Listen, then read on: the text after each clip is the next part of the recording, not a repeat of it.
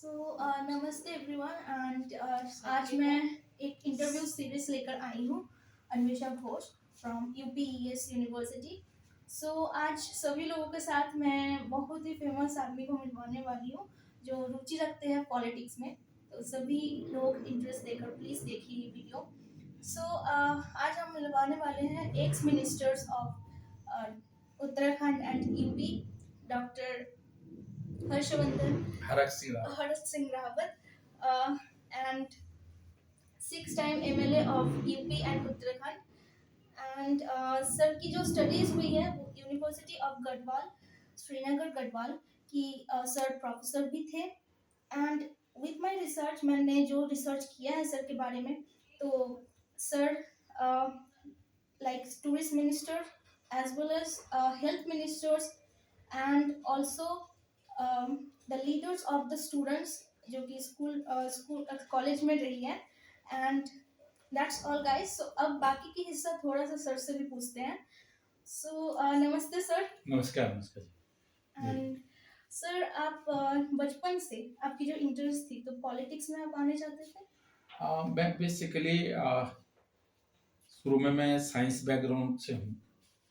मैं डॉक्टर बनना चाहता था, लेकिन परिस्थिति ऐसी बनी कि मैं बायोलॉजी नहीं ले पाया और मैं फिजिक्स केमिस्ट्री मैथ्स का स्टूडेंट रहा, इंटर था। तो मेरा इंटरेस्ट था कि मैं आईआईटी करूं इंजीनियरिंग लाइन में, और यह उसमें रुड़की यूनिवर्सिटी थी नंबर 2 पे, एमएनआर थी इलाहाबाद यूनिवर्सिटी इंजीनियरिंग लाइन में। लेकिन मेरा एडमिशन, क्योंकि मैं गांव के स्कूल का पढ़ा हुआ था, कोचिंग भी नहीं ली थी और मैं एंट्रेंस में नहीं निकल पाया। और फिर जब मैं गढ़वाल यूनिवर्सिटी में बीएससी करने के लिए पीसीएम फिजिक्स केमिस्ट्री मैथ्स और स्टैटिक्स में मैंने एडमिशन लिया बीएससी में गढ़वाल यूनिवर्सिटी में। तो क्योंकि मैं गांव का रहने वाला था, कोई मुझे वहाँ श्रीनगर गढ़वाल में किसी ने कमरा भी नहीं दिया। तो उससे क्या हुआ कि धीरे धीरे मेरी जान पहचान, मैं कभी हॉस्टल में रहता था, कभी लड़कों के किसी कमरे में रहता था। तो वहाँ से फिर धीरे धीरे राजनीति का मुझे शौक चढ़ गया। और फिर मैं यूनिवर्सिटी के स्टूडेंट छात्र आंदोलन में, गढ़वाल विश्वविद्यालय के छात्र आंदोलन में मैंने पार्टिसिपेट किया। वहाँ के स्टूडेंट के लिए चाहे लाइब्रेरी में बुक्स दिलाना है, उनकी फीस माफ़ करना है, उनको हॉस्टल दिलाना है, स्टूडेंट की लड़ाई को लड़ता रहा और यूनिवर्सिटी का प्रेसिडेंट रहा, गढ़वाल विश्वविद्यालय छात्र संघ का मैं 82 में प्रेसिडेंट रहा। तो वहाँ से धीरे धीरे, क्योंकि जब स्टूडेंट पॉलिटिक्स में मैं आया, और दूसरा सबसे बड़ा स्टूडेंट पॉलिटिक्स में आने के पीछे एक बहुत बड़ा कारण था। मैं हिंदी में वाद विवाद प्रतियोगिता कहते हैं, इंग्लिश में डिबेट कहते हैं, मैं यूनिवर्सिटी का पार्टिसिपेट करता था डिबेट में। तो उससे क्या है कि स्टूडेंट के बीच में मेरी लोकप्रियता बढ़ गई थी जब मैं पार्टिसिपेट करता। मुझे आज भी याद है कि गढ़वाल विश्वविद्यालय को मैंने रिप्रेजेंट किया ग्वालियर में, मध्य प्रदेश में, और टॉपिक था कि राजनीतिक भ्रष्टाचारी देश के पतन के लिए उत्तरदायी है। तो मैं हमेशा टॉपिक के अगेंस्ट बोलता था। इसी तरह एक मैंने बलिया, यूपी बलिया में पार्टिसिपेट किया गढ़वाल विश्वविद्यालय को debate, winter university debate competition में। आज मुझे याद है, 81 की बात करूँ मैं, आज से 40-42 साल पहले, आज भी मुझे वो टॉपिक याद है कि सहकारिता आंदोलन ही, कोऑपरेटिव मूवमेंट ही देश के उन्नति में सहायक है। तो मैं हमेशा इसके खिलाफ स्पीच देता था। इसी तरह कविता लिखने का मुझे शौक था, तो मैंने कविताएं लिखी और मुझे आज भी याद है वो कविता मेरी, उसको पूरे देश के अंदर मेरी उसका कुरुक्षेत्र विश्वविद्यालय हरियाणा में मैंने पार्टिसिपेट किया था कविता प्रतियोगिता में। और वो मेरी कविताएं जो है पूरे इंटर यूनिवर्सिटी लेवल पे 3rd नंबर पे मेरा 3rd नंबर पे आया था। और वो कविता की 2 लाइनें में आज भी मुझे याद है कि युवा तो देश की शान है, युवा तो तन से महान है, युवा तो देश की शान है, युवा तो मन से महान है, युवा तो देश की शान है, युवा तो तन से किसान है, युवा तो देश की शान है, तो ये युवाओं को समर्पित की थी मैंने कि युवा जो है देश की शान है, और वो किसान भी है, वो सैनिक भी है, जवान भी है। तन से वो जवान है, मन से किसान है। तो इस पे मैंने कविताएं लिखी थी। एक मैंने ह्यूमैनिटी पे लिखी थी, मानवता पे, हाय मानवता तो क्यों मौन है, अनेक घोटाले हुए मानवता के नाम पर, हाय मानवता अब तो क्यों मौन है। तो वहां से मैं स्टूडेंट पॉलिटिक्स और ये वाद विवाद प्रतियोगिता, और उसके कारण मैं फिर देश प्रदेश की राजनीति में काम करना शुरू किया। और मुझे खुशी है कि मैं 91 में पहली बार पौड़ी से एमएलए जीता। उसमें मेरी 27 ईयर मेरी उम्र थी, और पहली बार एमएलए जीता, और मैं पहली बार में ही जो है मिनिस्टर हो गया। तो यंगेस्ट मिनिस्टर उत्तर प्रदेश था हूँ। कल्याण सिंह उस समय अब इस दुनिया में नहीं है, उनके साथ वो चीफ मिनिस्टर थे, और उनके साथ में टूरिज्म मिनिस्टर था। और टूरिज्म मिनिस्टर के रूप में मैंने उत्तराखंड में भी और उत्तर प्रदेश में भी काफी डेवलपमेंट किया। जैसे ताज तो था ही पहले से, लेकिन ताज, आगरा की पहचान ताज से तो थी, लेकिन वहाँ कोई 5 स्टार होटल नहीं थे, वहाँ कोई इस तरह की व्यवस्था नहीं थी। तो मैं एज ए टूरिज्म मिनिस्टर वहाँ ताज आगरा में मैं 5 स्टार होटल लेकर आया। मैंने वहाँ ताज महोत्सव शुरू किया। ऐसे ही मैंने इलाहाबाद में नौकायन महोत्सव शुरू किया। लखनऊ में नवाबों के जमाने से पतंग उड़ती थी, लेकिन मैंने उसको भी एक टूरिज्म को के साथ जोड़ दिया कि लखनऊ में पतंग महोत्सव, गोमती नदी किनारे पतंग महोत्सव करके नवाबों के शौक को, जो नवाबों का शौक था पतंग उड़ाना, उसको भी टूरिज्म का मैंने एक पार्ट बना दिया। इसी तरह रिवर राफ्टिंग, जो आज पूरी दुनिया के लोग गंगा नदी पे घोड़े से लेकर इसके रिवर राफ्टिंग करने के लिए आते हैं, ये मैंने 91 में टूरिज्म मिनिस्टर के रूप में डेवलप किया। ओली जो रिवर राफ्टिंग स्कीम का सबसे बड़ा इंडिया का सेंटर बना है, ओली, जोशीमठ ओली, हमने उसको डेवलप किया।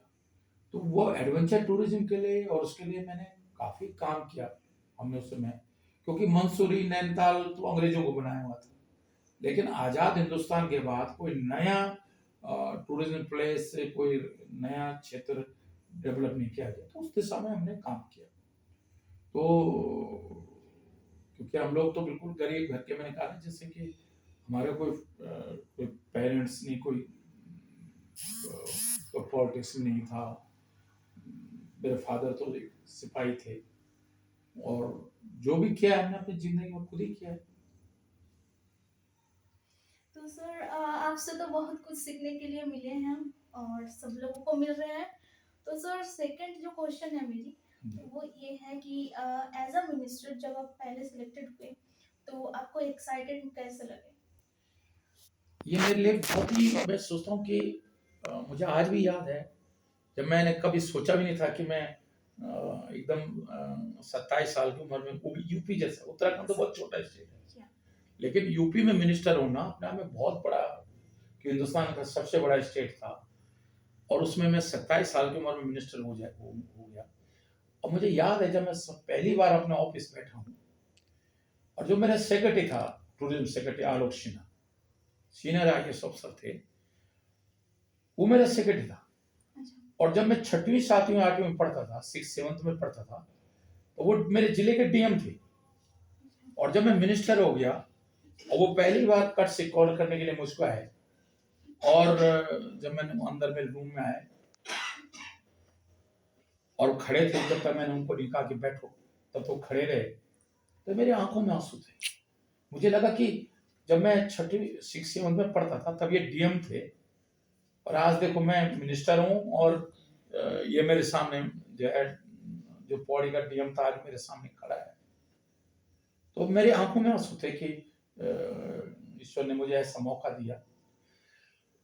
मेरे पूर्वजों की ब्लेसिंग थी, गॉड की ब्लेसिंग थी, कि आज मुझे ये मौका मिला कि मैं मिनिस्टर हूँ, और जो डीएम पौड़ी था वो आज मेरा सेक्रेटरी। तो मेरे आंखों में सचमुच आंसू थे। तो क्योंकि नॉन पॉलिटिकल फैमिली का था, एक सिपाही का लड़का था, गरीब घर का लड़का था, हमारे एक सपना है, मतलब कि एमएलए बनना। क्योंकि ज्यादातर तो लोग जो खानदानी राजनीति में होते हैं वही लोग एमएलए बनते हैं, वही मिनिस्टर बनते हैं, पुराने राजघरानों को बड़े उद्योग घरानों के लोग ही बनते हैं। लेकिन ईश्वर की कृपा है कि हमको मौका मिला। सो मेरा जो थर्ड क्वेश्चन जो मेरे दिमाग में आई अभी, तो सर एज अ मिनिस्टर आपकी जो शेड्यूल होती थी तो आप कैसे मैनेज कैसे करते थे? देखिए, आप जब राजनीति में पॉलिटिक्स में आते हैं तो सही मायने में आप अपने आपका फिर अपना परिवार का खुद के लिए समय नहीं होता है। कई बार मैंने महसूस किया है कि माना मेरी तबीयत खराब है, लोग मिलने के लिए लोग आए, उन्होंने थोड़ी देर तो कहा, मैंने उनसे कहा मैं बीमार हूँ, थोड़ी देर वो सहानुभूति दिखाएंगे, अरे डॉक्टर साहब क्या हो गया, क्या तबीयत खराब है, और थोड़ी देर फिर अपना काम की बात करने लगे। कई बार बहुत बुरा लगता था कि भाई मैं बीमार हूँ, मेरा स्वास्थ्य ठीक नहीं है, लेकिन इसके बावजूद एक काम की बात कर रहे हैं। लेकिन क्योंकि उनके लिए वो जरूरी है, तो धीरे धीरे क्या होता है कि हमको ये नहीं पता चलता है राजनीति में कि कब सुबह हो रही, कब रात हो रही है, और सुबह से शाम तक हमारा ना सोने का समय निर्धारित है, ना खाने का टाइम निर्धारित है, ना हमारा जो है, क्योंकि कभी भी कोई आ सकता है। और मेरी आदत है कि दिन में तो चलो कोई भी घर पे आए मिले तो उसको उसके काम के लिए बाद में मैं पूछता हूँ, पहले उससे भाई उसको बैठा दिया, पानी पिला दिया, चाय पिला दी, तो वो एक बेचारा, क्योंकि सबके काम तो नहीं हो पाते हैं। और कई मेरी एक और आदत है, कई बार बड़े अफसर और बड़े लोग मुझसे नाराज हो जाते थे कि साहब एक महिला जो है बिल्कुल गरीब सी महिला, एक व्यक्ति गरीब सा व्यक्ति आया, आपने 1 घंटा उसे उसकी बात सुन लो और हम बैठे हुए 2 घंटे से बैठे हुए। तो मैंने कहा तुम्हारी बात तो कोई भी सुन लेगा, लेकिन इस गरीब की तो कोई नहीं सुनेगा। तो मेरी कोशिश रहती है कि जिसका कोई नहीं है, जिसकी मदद करने वाला कोई नहीं है, जिसकी बात कोई नहीं सुनता है, हम उसकी बात सुने पहले। अब हमारे लिए वो महत्वपूर्ण है। देखिए, हर चीज राजनीति में पेड़ के लिए नहीं होती कि साहब कोई हमको वोट देगा, हम एमएलए बनेंगे तब हम उसका काम करेंगे।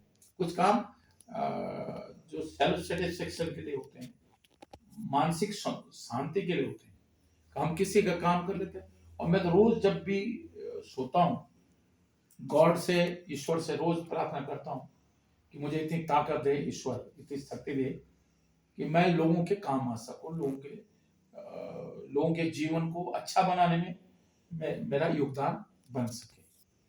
तो ये खुशी मिलती है और मैं सोचता हूँ उसकी कोई कीमत नहीं है। जब आप किसी के जरूरतमंद की मदद करते हैं, किसी ऐसे व्यक्ति की मदद करते हैं जिसका कोई सहारा नहीं है, उसकी हेल्प आप जब करते हैं तो वो जो खुशी मिलती है ना, हैप्पीनेस मिलती है, वो नो प्राइस, उसकी कोई कीमत नहीं है, नो। तो मैं सोचता हूँ कि बहुत सारे काम, कई बार लोग मुझे कहते हैं आप तो पागल हो कि किसी के जिससे कोई लेना देना नहीं, आप उसके भी काम कर देते हो। मैंने कहा नहीं, कोई बात, उससे खुशी तो मिली ना मुझे। वोट, हर चीज वोट के और उसके लिए नहीं होता है। कुछ चीजें, कुछ खुशियां ऐसी होती हैं जिसकी कोई कीमत नहीं। सो अभी तो मुझे बहुत कुछ मीन्स अच्छा लगा, लाइक पॉलिटिक्स मुझे अच्छी नहीं लगती थी पहले तो, लाइक जो टीवी में न्यूज़ में मैं देखती थी तो उस टाइम मुझे देखकर ऐसा लगता था कि पॉलिटिक्स ऐसा उल्टा सीधा जो काम दिखाया जाता था, like black money all these things. But sir को देखकर मुझे पॉलिटिक्स में थोड़ा सा रुचि आई। मुझे लगा कि नहीं भाई, पॉलिटिक्स में भी बहुत सारे आदमी अभी बाकी है जो कि काम कर रहे हैं। एंड सर को देखकर ये बहुत ही मुझे प्राउड फील होता है कि मैं सर की हॉस्टल में, HRS हॉस्टल में हूँ। एंड ये बहुत ही सेफ। एंड जब मैं सर के नाम यूनिवर्सिटी में भी लेती हूँ तो टीचर्स लोग बहुत फील प्राउड होते हैं कि आप वहाँ पर हैं। एंड टीचर्स लोग भी बताते हैं कि अगर मौका मिले तो सर के साथ ज़रूर मिलने जाएंगे। सो सर, मेरा जो last but not the least जो मेरा क्वेश्चन है, आपकी फनी इंसिडेंट्स, लाइक कुछ मेमोरेबल इंसिडेंट्स जो कि कजिन या फिर फ्रेंड्स के साथ। देखिए, मैं जब पहली बार यूनिवर्सिटी में एडमिशन लिया, मैंने कहा नहीं कि मुझे कमरा नहीं मिला, हॉस्टल में कमरा नहीं मिला, तो डॉक्टर डीपी सिंह जो बीएचयू के वाइस चांसलर है, वो हमारे यहाँ गढ़वाल यूनिवर्सिटी में पीएचडी कर रहे हैं बॉटनी से। तो मैं उनके रूम में रहा, तो सही मायने में वो यूनिवर्सिटी ग्रांट कमीशन के चेयरमैन भी रहे डॉक्टर डीपी सिंह। वो इंदौर विश्वविद्यालय के वाइस चांसलर भी रहे, वो सागर यूनिवर्सिटी के वाइस चांसलर मध्य प्रदेश से, और बीएचयू के वाइस चांसलर भी रहे। और वो पूरे देश के अंदर जो यूनिवर्सिटीज को एनालिसिस करने के लिए जो मापन करने की जो एजेंसी थी बनी बेंगलोर में, उसके भी चेयरमैन थे। तो मेरे रूममेट थे। तो मुझे आज भी याद है कि जब मैं डिबेट में शुरू में पार्टिसिपेट करता था, तो वो मुझे पहले कमरे में जो है मेरी तैयारी करवाते थे, और फिर मैं जब यूनिवर्सिटी में डिबेट में पार्टिसिपेट करता था तो वो पीछे बैठे रहते थे। तो जैसे वो क्या करते थे, मैं क्या करता था, जैसे जो जिस पे जोर से बोलना चाहिए उसमें मैं धीरे से बोलता था, और कभी धीरे से बोलना चाहिए था उस पर जोर से बोलता था।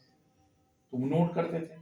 फिर जैसे डिबेट में अक्सर होता है कि पर्सन नहीं उठता, तो मैं 100 का उच्चारण जो है पर्सन, एक तो हैप्पीनेस, पर्सन माने हैप्पीनेस, एक पर्सन माने क्वेश्चन, तो मैं 100 का उच्चारण जो है सही नहीं करता था।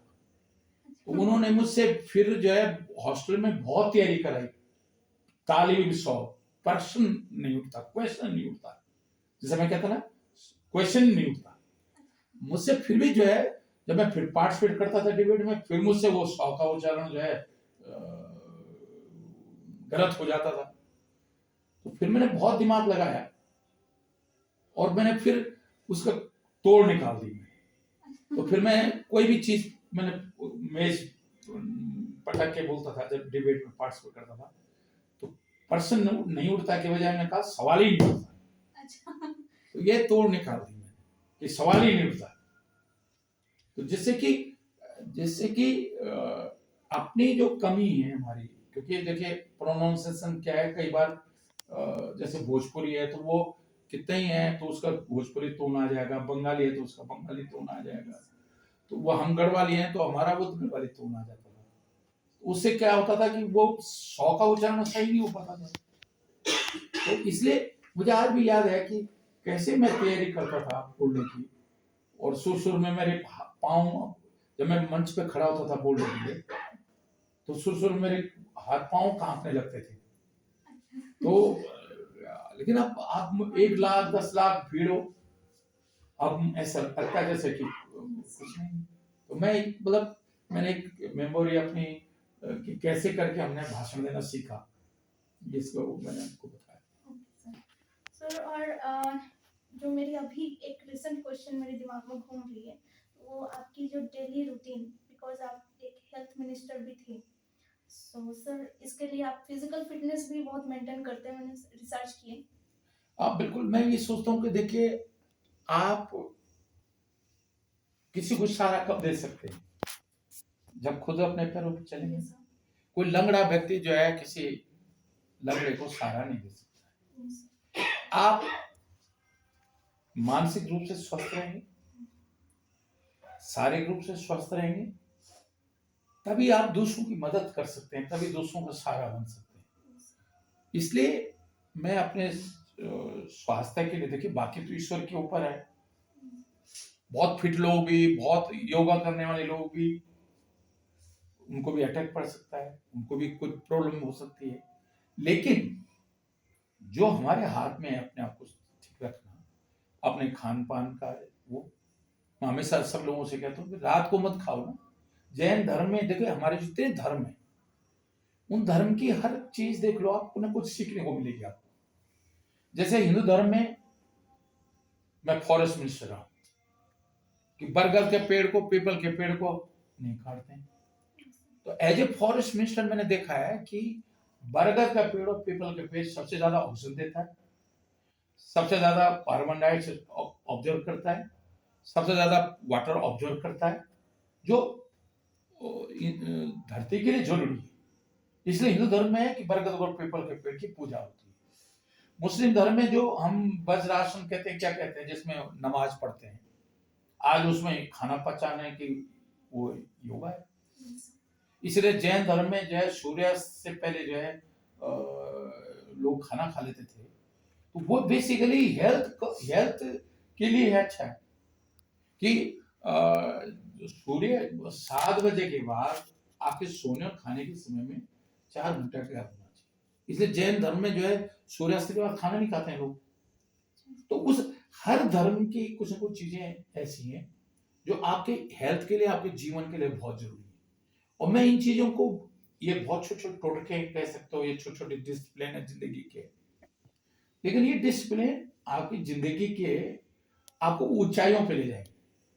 आप सुबह उठ के आप अपने फिजिकली फिट करने के लिए अगर आप अपने 10 आधा घंटा 1 घंटा नहीं निकाल सकते हैं, ये तो सब बकवास है कि साहब मैं बिजी था, मेरे को टाइम नहीं मिला और इसलिए मैं एक्सरसाइज नहीं कर पाया। जिस दिन बिस्तर पकड़ लोगे और हॉस्पिटल में 1 महीने चल जाओगे, तब कैसे टाइम मिलना आपको लेट लेट। तो कम से कम जो चीज आप कर सकते हो वो तो करो ना, तभी तो आप दूसरों की मदद कर पाओगे। तभी तो आप, जब आपका मानसिक रूप से आप स्वस्थ रहोगे, शारीरिक रूप से स्वस्थ रहोगे, तभी तो लोगों को काम आ पाओगे, तभी लोगों की मदद कर पाओगे, तो नहीं तो कर ही नहीं सकते। सर तो लाइक आपके तो सन हैं, दोनों सन हैं जो कि मुझे रिसर्च में पता चला, एंड वन डॉटर है। तो सर एज अ फादर आपको मीन्स कैसे, like as a schedule of minister भी रहे, फादर भी हैं, हस्बैंड भी है, तो आप कैसे मैनेज करते थे लाइक फैमिली मेंबर्स को? नहीं, इसलिए कि मैं देखो पूरे परिवार में हमारे यहाँ जो है एजुकेशन से लेकर बच्चों के उससे लेकर वो हम, क्योंकि क्योंकि हमारे पास तो समय होता नहीं है, लेकिन जितना भी समय है बच्चों को ले उतना हम उनके साथ और कितना अच्छा बिहेवियर कर सकते हैं, उनको फ्रीडम दे सकते हैं, गलत रास्ते पे न जाएं, लेकिन इतना भी कंट्रोल और इतना भी डिसिप्लिन ना हो कि वो फिर अपने आप को जेल समझ के भागने की कोशिश करे। उससे क्या होता है कि बच्चे को एक मनोविज्ञान है, साइकोलॉजिकल है, कि आप उसको बहुत सख्त भी ना करो, सख्त भी ना हो और बहुत ढीले भी ना हो, तो थोड़ा सा आप उसको जो है एक उसके मन के हिसाब से करें, और जहाँ वो गलत दिशा में जा रहा हो तो आप उसको प्यार से लॉजिक देके उसके कन्विंस कर लें। तो मैं नहीं समझता कि कोई बच्चा जो है या परिवार को आप वो नहीं कर सकते, और सोच अच्छी हो तो सब अच्छा होता है। सर तो बस इतना ही थी, और बस इतना ही थी guys. So I hope you enjoy this video and thank you. So ध्यान से देखने के लिए एंड मनोयोग से देखने के लिए, सो thank you and thank you sir, आपके इतने मीन्स इतने टाइम देकर हमारे साथ जो इंटरव्यू दिया आपने, इतना महत्वपूर्ण टाइम देकर आपने इंटरव्यू दिया, so thank you for that and so bye guys and thank you. नमस्ते सर। नमस्ते।